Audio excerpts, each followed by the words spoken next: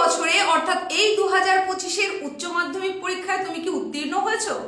তাহলে তোমার জন্য আজকের এই উপস্থাপনা ভীষণ গুরুত্বপূর্ণ, কারণ উচ্চ মাধ্যমিক উত্তীর্ণ হওয়ার পরে যে সরকারি স্কলারশিপের সুযোগ সুবিধাগুলো পাওয়া যায় এগুলোর পুঙ্খানুপুঙ্খ বিবরণ নিয়েই চলে এসেছি। যাই নম্বরে তুমি পেয়ে থাকো না কেন, তোমার পার্সেন্টেজ অফ মার্কস যতই হয়ে থাকুক না কেন, সেই মার্কসেই তুমি কোন কোন স্কলারশিপ পেতে পারো তোমার যোগ্যতা অনুযায়ী সমস্তটাই থাকছে উপস্থাপনায়। এবং প্রত্যেকটা স্কলারশিপ যেগুলোর কথা বলবো সমস্তগুলোই হচ্ছে সরকারি স্কলারশিপ।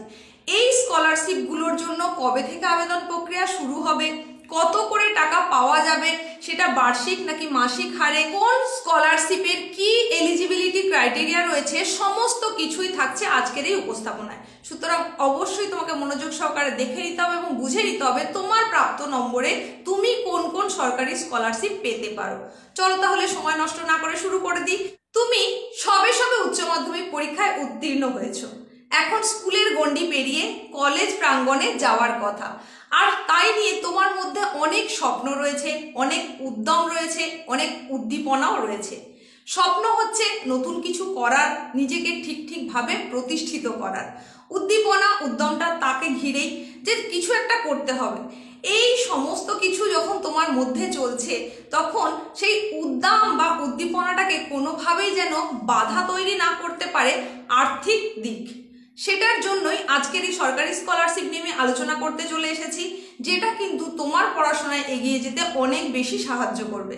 আর্থিক প্রতিবন্ধকতা তোমার স্বপ্ন পূরণের ক্ষেত্রে যাতে কোনো রকম বাধা তৈরি না করতে পারে তার জন্য পশ্চিমবঙ্গ সরকারের তরফ থেকে এবং কেন্দ্রীয় সরকারের তরফ থেকে কিন্তু নানান রকমের স্কলারশিপের প্রচলন রয়েছে। তাই এই প্রতিটা স্কলারশিপ ছাত্রছাত্রীদের জন্য নিয়ে আসে আশার আলো। সমস্ত স্কলারশিপের মধ্যে সবথেকে জনপ্রিয় এবং গুরুত্বপূর্ণ একটি স্কলারশিপ হচ্ছে Swami Vivekananda merit cum means scholarship. হ্যাঁ, SVMCM নামে যে স্কলারশিপটা পরিচিত সেটা হয়তো তোমরা শুনে এসেছো, যখন মাধ্যমিক পরীক্ষায় তোমরা উত্তীর্ণ হয়েছিলে তখন হয়তো এই স্কলারশিপের নাম তোমরা শুনে এসেছো। এখনো কিন্তু তোমরা এই উচ্চ মাধ্যমিকের পরেও এই স্কলারশিপের সুযোগ পেতে পারো। এই স্কলারশিপটা মূলত রাজ্য সরকারের উচ্চ শিক্ষা দপ্তর থেকে দেওয়া হয়, অর্থাৎ বিকাশ ভবন স্কলারশিপও কিন্তু এটাকে আবার অনেক সময় বলা হয়। তাহলে এই যে স্কলারশিপ, এই স্কলারশিপের জন্য তোমার যে যোগ্যতার প্রয়োজন সেটা হচ্ছে 60% মার্কস তোমাকে পেতে হবে। অর্থাৎ তোমার উচ্চ মাধ্যমিকের বেস্ট 5 যে সাবজেক্টের টোটাল, সেখানে 60% মার্কস তোমাকে পেতে হবে। তুমি 500 নম্বরের ওপরে তোমার বেস্ট 5 হয়েছে এখানে, তাহলে তোমার 60% মার্কস মানে 300 নম্বর বা তার বেশি নম্বর তোমাকে পেতে হবে। তুমি যদি 60% অ্যাভাব যাই হোক, 70, 75, 80 যা খুশি হোক, তাহলেই তুমি কিন্তু এলিজিবল এই স্কলারশিপের জন্য।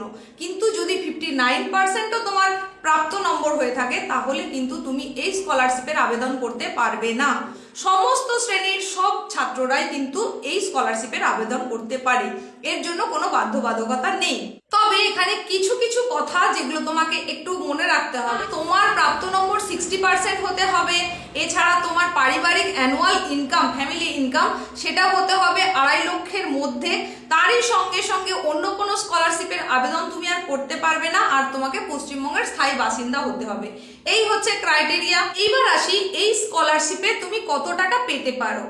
এই স্কলারশিপে স্টুডেন্টরা প্রচুর টাকা পেতে পারে, সেটা 12,000 টাকা থেকে 96,000 টাকা পর্যন্ত হতে পারে। এরকম কেন বলছি, কারণ তুমি কোন কোর্সে ভর্তি হচ্ছ আবার উচ্চ মাধ্যমিকের পরে তার উপর নির্ভর করবে তুমি কত টাকা পাবে। মাসিক 1000 টাকা হারে হতে পারে, তাহলে 12,000 টাকা পাচ্ছ। আবার 8,000 টাকা প্রতি মাসে হারে হলে সেটা 96,000 টাকা হচ্ছে। তো তুমি কোন বিভাগে ভর্তি হচ্ছ, সেটা কলা বিভাগ না বিজ্ঞান বিভাগ নাকি অন্য কোনো কোর্সে ভর্তি হচ্ছ, তার উপর নির্ভর করবে তুমি কত টাকা পাবে। এই যে স্কলারশিপটার কথা বলছি, এই স্কলারশিপের আবেদন প্রক্রিয়া কবে থেকে চালু হবে সেই সম্পর্কে ডিটেলস তথ্য নিয়ে অন্য একটা ভিডিওর মাধ্যমে চলে আসবো। তো ততক্ষণ পর্যন্ত তোমাদেরকে নিয়মিত চ্যানেলে চোখ রাখতে হবে, ওই ভিডিওটা যখনই আসবে যাতে তোমরা সেটা দেখতে পারো।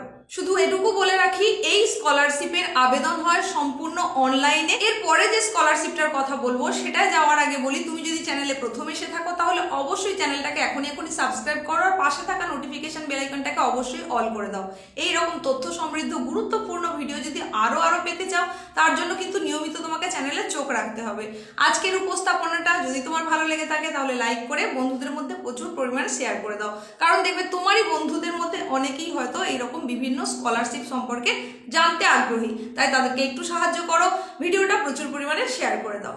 চলে আসছে পরবর্তী গুরুত্বপূর্ণ স্কলারশিপ, যেটার নাম হচ্ছে নবান্ন স্কলারশিপ, যেটা উত্তরবঙ্গে উত্তর কন্যা স্কলারশিপ নামেও পরিচিত। প্রথমে বলে দিই এই স্কলারশিপটা কোথা থেকে পাওয়া যায়। এটা রাজ্য সরকারের তরফ থেকেই এই স্কলারশিপটা দেওয়া হয়, মুখ্যমন্ত্রী ত্রাণ তহবিল থেকে এটা দেওয়া হয়ে থাকে। যারা স্বামী বিবেকানন্দ স্কলারশিপ পাবে না তাদের জন্য এই স্কলারশিপটা, যারা 50% অ্যান্ড অ্যাভাব মার্কস পেয়েছে তাদের জন্য নবান্ন স্কলারশিপ। ভালো করে বুঝে নাও, 50% বা তার বেশি নম্বর পেয়েছো কিন্তু 60%-এর কম নম্বর পেয়েছে যারা, তারাই এই নবান্ন স্কলারশিপের যোগ্য। অর্থাৎ তোমার বেস্ট 5 সাবজেক্টের প্রাপ্ত নম্বর যদি 250 থেকে 300-র মধ্যে হয়, মানে 250 বা তার বেশি পেয়েছো কিন্তু 300-র নিচে তোমার যদি মার্কস থাকে, তাহলে তুমি নবান্ন স্কলারশিপের যোগ্য। আর এই স্কলারশিপে এককালীন 10,000 টাকা পর্যন্ত দেওয়া হয়। আর যে বিষয়গুলো তোমাকে এখানে মাথায় রাখতে হবে সেটা হচ্ছে তোমাকে পশ্চিমবঙ্গের স্থায়ী বাসিন্দা হতে হবে। তাছাড়া তোমাকে অন্য কোনো স্কলারশিপের জন্য আবেদন করা যাবে না, রাজ্য সরকারের হোক বা কেন্দ্রীয় সরকারের জন্য হোক। আরও সেটা হচ্ছে তোমার পারিবারিক যে বার্ষিক ইনকাম, সেই ইনকামটা হতে হবে 1,20,000-এর মধ্যে, তার বেশি হলে হবে না। আর এই স্কলারশিপের যে আবেদন পদ্ধতি সেটা হচ্ছে প্রয়োজনীয় সমস্ত নথি দিয়ে অফলাইনে এটাকে ফিল আপ করে জমা করা যায়। তাছাড়া কিছু ক্ষেত্রে অনলাইনেও কিন্তু এই স্কলারশিপের আবেদন করা যায়। আর এই স্কলারশিপের আবেদন কিন্তু খুব তাড়াতাড়ি শুরু হতে চলেছে। তোমরা যখনই নতুন অ্যাডমিশন নিয়ে নেবে তার পরে এই স্কলারশিপের আবেদন প্রক্রিয়া কিন্তু শুরু হয়ে যাবে। আশা করি এটা সম্পর্কেও তোমরা পরিষ্কারভাবে বুঝতে পেরেছো। এরপরে জনপ্রিয় যে স্কলারশিপটার কথা তোমাদের বলবো সেটা হচ্ছে ওয়েসিস স্কলারশিপ। এটাও রাজ্য সরকারের একটা স্কলারশিপ। পশ্চিমবঙ্গের অনগ্রসর শ্রেণী কল্যাণ দপ্তর এবং আদিবাসী উন্নয়ন দপ্তরের তরফ থেকে এই স্কলারশিপটা দেওয়া হয় কাদের? অবশ্যই অনগ্রসর বলছি মানে সেখানে থাকবে এসসি অর্থাৎ তপশিলি জাতি, এসটি অর্থাৎ তপশিলি উপজাতি এবং ওবিসি অর্থাৎ অন্যান্য যে কোনো অনগ্রসর শ্রেণীভুক্ত সমস্ত ছাত্রছাত্রী এই ওয়েসিস স্কলারশিপের জন্য আবেদন করতে পারবে। এই স্কলারশিপের সবথেকে ভালো দিক হচ্ছে কি, এর জন্য কোনো মার্কস ক্রাইটেরিয়া নেই, মানে তুমি কত % মার্কস পেয়েছো সেটা কিন্তু এই স্কলারশিপের জন্য একেবারেই প্রযোজ্য নয়। যে কোনো পার্সেন্টেজ অফ মার্কসেই তুমি এটা অ্যাপ্লিকেশন করতে পারো, তবে তোমাকে শুধুমাত্র উত্তীর্ণ হতে হবে। আর এই স্কলারশিপের সবথেকে খারাপ দিক হচ্ছে সবাই এর আবেদন করতে পারবে না, শুধুমাত্র এসসি, এসটি এবং ওবিসি সম্প্রদায়ভুক্ত ছাত্রছাত্রীরাই এর জন্য আবেদন করতে পারবে।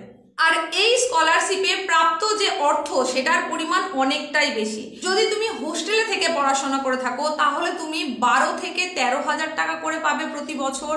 আর যদি তুমি হোস্টেলে না থেকে এমনি পড়াশোনা করো তাহলে 5,000 থেকে 6,000 টাকা প্রতি বছর পেতে পারবে।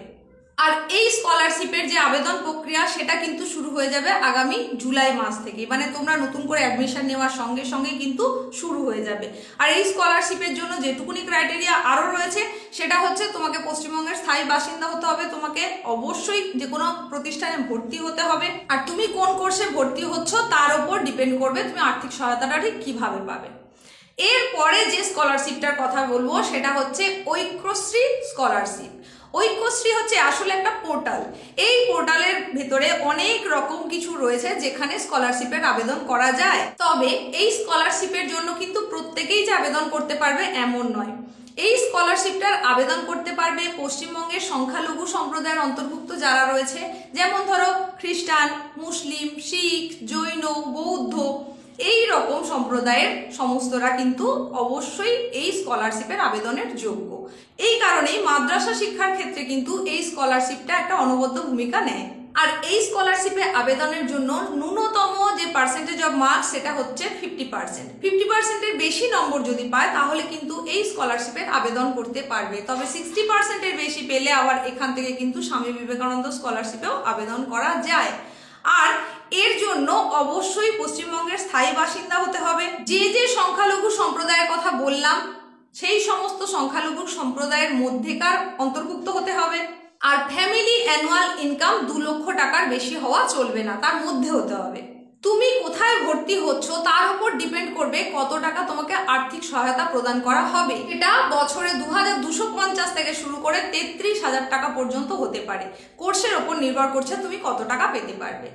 আর এটা সম্পূর্ণ অনলাইন পদ্ধতিতেই আবেদন করা যাবে। আর এই ঐক্যশ্রী আবেদন করা যাবে আগামী আগস্ট মাস থেকেই আবেদন শুরু হয়ে যাবে। তার মানে তোমরা ভর্তি হওয়ার কিছু পরেই কিন্তু এই পোর্টাল থেকে আবেদন করা শুরু হয়ে যাবে। তাই নিয়মিত চোখ রাখতে হবে কবে কখন শুরু হচ্ছে আবেদন পদ্ধতি। আর এরপরে যে স্কলারশিপটার কথা বলবো সেটাও অবশ্যই একটা সরকারি স্কলারশিপ, তবে সেটা হচ্ছে কেন্দ্রীয় সরকারি স্কলারশিপ।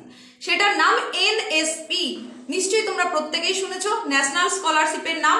এটাও কিন্তু একটা পোর্টাল। এই পোর্টালের ভেতর অনেকগুলো দিক থাকে, সেইগুলো তুমি যে কোনো একটাই আবেদন করতে পারো। নানান রকম স্কিম থাকে, তার জন্য নানান ক্রাইটেরিয়া থাকে। এতগুলোকে একই জায়গায় এখন এই মুহূর্তে বলা সম্ভব নয়। এনএসপি এই পোর্টালে গেলেই তোমরা বুঝতে পারবে যে কোন কোন ধরনের স্কিম রয়েছে। যেহেতু এটা কেন্দ্রীয় সরকারি স্কলারশিপ তাই এখানে কিন্তু প্রাপ্ত অর্থের পরিমাণটা আরো বেশি হবে। মানে তোমাকে যে আর্থিক সহায়তা প্রদান করা হবে তার পরিমাণটা হবে অনেকটাই বেশি। আর এখানের আবেদন পদ্ধতি শুরু হয়ে যাবে আগস্ট থেকে সেপ্টেম্বর মাসের মধ্যেই।